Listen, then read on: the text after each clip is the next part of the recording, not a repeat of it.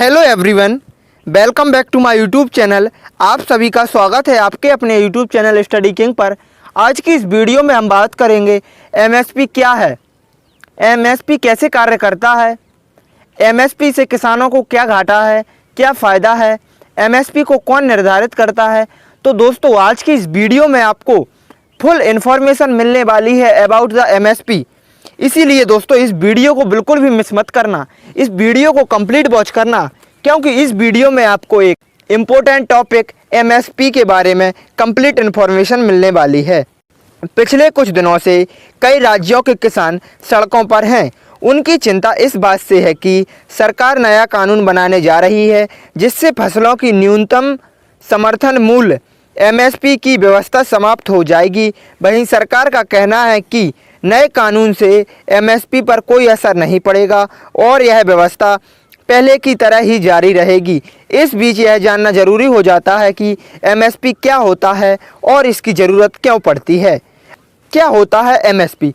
सरकार किसान की फसल के लिए एक न्यूनतम मूल्य निर्धारित करती है जिसे एमएसपी कहा जाता है। दोस्तों एमएसपी का फुल फॉर्म होता है मिनिमम सपोर्ट प्राइस। यह एक तरह से सरकार की तरफ से गारंटी होती है कि हर साल में किसान की फसल को इतने दामों में ख़रीदा जाएगा। दोस्तों एमएसपी एक मिनिमम सपोर्ट प्राइस होता है, मतलब कि किसान की जो फसल है उससे कम कीमत में कोई भी व्यक्ति किसान की फसल को नहीं खरीद सकता। यानी कि फसल की जो न्यूनतम प्राइस होती है वो एमएसपी फिक्स कर देता है। मान लीजिएगा गेहूं है 16 रुपये किलो है, यदि गेहूं का एमएसपी है 16 रुपये किलो तो दोस्तों कोई भी 16 से कम में गेहूं को नहीं खरीद सकता है। यदि वो ऐसा करेगा तो उस पर कानूनी कार्रवाई भी की जा सकती है। तो जो आंदोलन चल रहे हैं, जो सरकार बिल लाई है, उनसे किसानों का कहना है कि इसके ज़रिए एमएसपी हटा दी जाएगी और फिर किसानों की फसलों को कितने भी दामों में ख़रीद लेगा, कोई 16 में ख़रीदेगा मतलब गेहूं को, तो कोई 15 में ख़रीद लेगा, कोई 14 में, कोई 8 में। इसके लिए जो मिनिमम सपोर्ट प्राइस है वो हट जाएगी, ऐसा किसानों का मानना है। लेकिन सरकार कह रही है एमएसपी पर इसका कोई भी असर नहीं पड़ेगा। लेकिन दोस्तों अब हम जानेंगे एमएसपी की शुरुआत कैसे हुई। आज़ादी के बाद के शुरुआती दशकों में किसान इस बात को लेकर काफ़ी परेशान थे कि अगर किसी फसल का बम्पर उत्पादन हो जाए उन्हें उसके अच्छे दाम नहीं मिल पाते थे। दोस्तों आज़ादी के समय जब किसी भी फसल का ज़्यादा उत्पादन हो जाता था तो फिर उस फसल की कीमत घट जाती थी, बहुत ही कम हो जाती थी, क्योंकि एमएसपी का कोई प्रावधान नहीं था।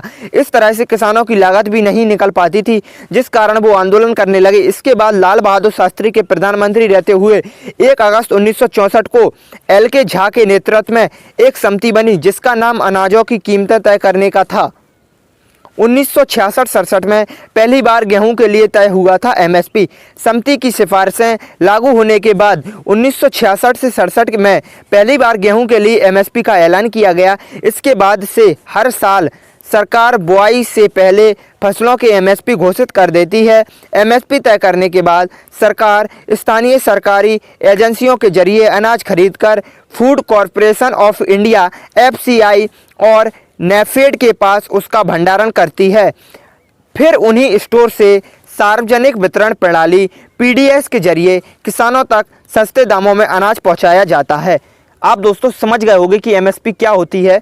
हमने आपको बताया है कि ये क्यों लाई गई थी एमएसपी। फसल बोने से पहले दोस्तों सरकार किसी भी फसल की एमएसपी को तय कर देती है। मान लीजिएगा गेहूं की बुआई होनी है और सरकार ने फिक्स कर दी है कि गेहूं 16 रुपये से कम कीमत में नहीं खरीदी जाएगी। फसल बेचने जाएगी मार्केट में तो 16 रुपये से कम में नहीं खरीदी जाएगी और सरकार भी इसको 16 रुपये में खरीद लेगी, क्योंकि दोस्तों सरकार ने पहले से एमएसपी फिक्स कर रखी है।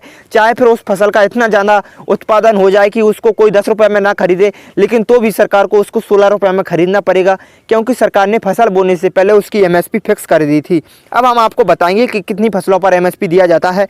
फिलहाल 20 से अधिक फसलों पर एमएसपी दिया जाता है। शुरुआत में केवल गेहूँ के लिए एमएसपी तय किया गया था।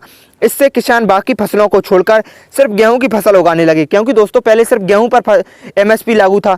तो सभी किसानों ने चना, बाजरा और मूंगफली वगैरह की फसलों को छोड़ दिया और गेहूं बोने लगे, जिससे गेहूं का फिर ज़्यादा उत्पादन होने लगेगा और बाकी फसलों की कमी आ जाएगी। इसीलिए फिर सरकार ने धीरे धीरे और फसलों पर भी एमएसपी लाना शुरू किया। इससे किसान बाकी फसलों को छोड़कर सिर्फ गेहूं की फसलें उगाने लगे, जिससे अन्य अनाजों का उत्पादन कम हो गया। फिर सरकार की तरफ से धान, तिलहन और दलहन की फसलों पर भी एमएसपी दिया जाने लगा। फिलहाल अब दोस्तों हम आपको बता दें कि वो कौन कौन सी फसलें हैं जिस पर एमएसपी दिया जाता है। फिलहाल धान, गेहूं, मक्का, जई, जौ, बाजरा, चना, अरहर, मूंग, उड़द, मसूर, सरसों, सोयाबीन, शीशम, सूरजमुखी, गन्ना, कपास, जूट समेत 20 से अधिक फसलों पर एमएसपी दिया जाता है। अब हम आपको बता दें ये एमएसपी कौन तय करता है। एमएसपी कौन तय करता है? देश में एमएसपी तय करने का काम कृषि लागत एवं मूल्य आयोग का है। कृषि मंत्रालय के तहत काम करने वाली यह संस्था शुरुआत में कृषि मूल्य के नाम से जानी जाती थी। बाद में इसमें लागत भी जोड़ दी गई, जिससे इसका नाम बदलकर कृषि लागत एवं मूल्य आयोग हो गया।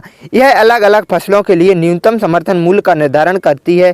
वहीं गन्ने का एमएसपी तय करने की जिम्मेदारी गन्ना आयोग के पास होती है। कैसे तय होता है एमएसपी? एमएसपी तय करने की प्रक्रिया काफ़ी जटिल और लंबी होती है।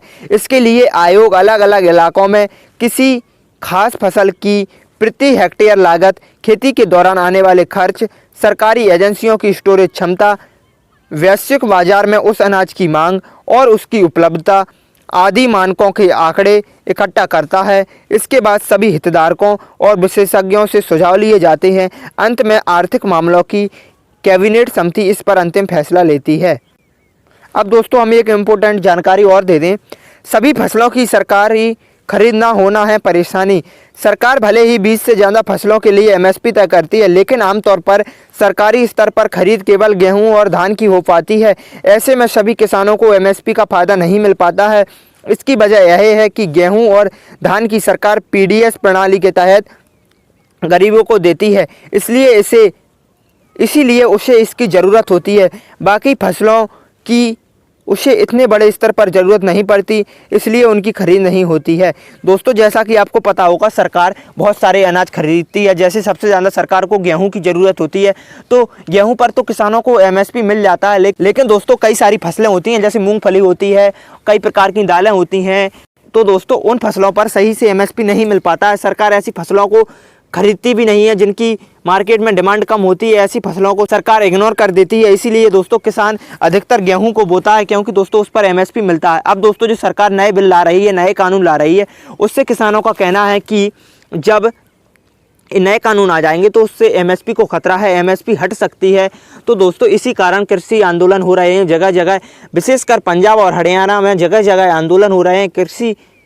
किसान अपने ट्रैक्टर वहाँ लेकर सड़कों पर जाम किए हुए हैं, आंदोलन किए हुए हैं। तो दोस्तों एमएसपी किसानों के लिए ज़रूरी होता है। जैसा कि दोस्तों आपको पता होगा किसी भी सरकारी कर्मचारी की वेतन फिक्स होती है कि उसकी न्यूनतम वेतन इतनी है, 20,000 से शुरू है मान लीजिएगा। तो उसकी जो जितनी वो सर्विस देता जाएगा, उसकी जो इनकम होती है, सैलरी होती है, वो बढ़ती ही जाती है। इसी प्रकार दोस्तों किसानों की जो एमएसपी है वो निर्धारित तो रहनी ही चाहिए कि इससे नीचे कोई ना खरीद पाए। विशेषकर दोस्तों एमएसपी फिक्स रहती है, लेकिन दोस्तों कई सारे घोटाले चलते रहते हैं मंडियों में, बाज़ारों में। लोग इससे सस्ती भी फसल खरीदते हैं।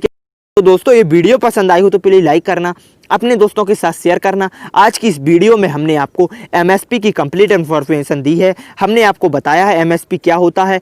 यदि दोस्तों आपको ये वीडियो सच में पसंद आया हो तो अधिक से अधिक शेयर करना, क्योंकि दोस्तों ये वीडियो प्रत्येक लोग तक पहुंच सके। धन्यवाद।